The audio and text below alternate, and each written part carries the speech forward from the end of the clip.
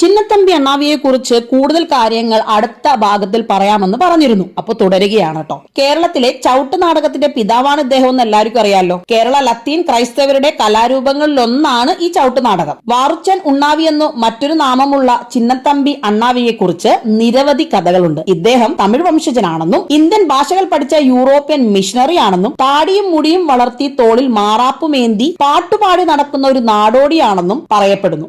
600 വർഷങ്ങൾക്ക് മുൻപ് യൂറോപ്യൻ ഐതിഹ്യ കഥകളെ കൊച്ചിയിലും സമീപ പ്രദേശങ്ങളിലും പ്രാചീന ചെന്തമിഴ് മലയാള ഭാഷയിൽ പാടിയ വ്യക്തിയാണ് അദ്ദേഹം. ഈ പാട്ടുകൾ തന്നെയാണ് ചവിട്ട് നാടകത്തിൽ ഉപയോഗിച്ചിട്ടുള്ളത്. ഇനി ഒരു കഥ പറയാം. ഒരിക്കൽ കൊടുങ്ങല്ലൂർ കായലിലൂടെ വള്ളത്തിൽ യാത്ര ചെയ്യുന്ന സമയം വലിയ കാറ്റും കോളും ഉണ്ടായി. അപ്പോഴും ഇതൊന്നും ശ്രദ്ധിക്കാതെ ചിന്നത്തമ്പി അണ്ണാവി വള്ളത്തിൽ പാട്ട് പാടിക്കൊണ്ടിരുന്നു. ഈ സമയം കായൽ തന്നെ വള്ളത്തെ അടുത്തുള്ള ദ്വീപിൽ അടുപ്പിച്ചു. ആ ദ്വീപിൽ വെച്ചാണ് ചവിട്ട് നാടകത്തിന്റെ രചന ആരംഭിക്കുന്നത്. ഈ ദ്വീപിലെ മത്സ്യത്തൊഴിലാളികളെ അദ്ദേഹം ചവിട്ട് നാടകം പിന്നീട് പഠിപ്പിച്ചു തുടങ്ങി.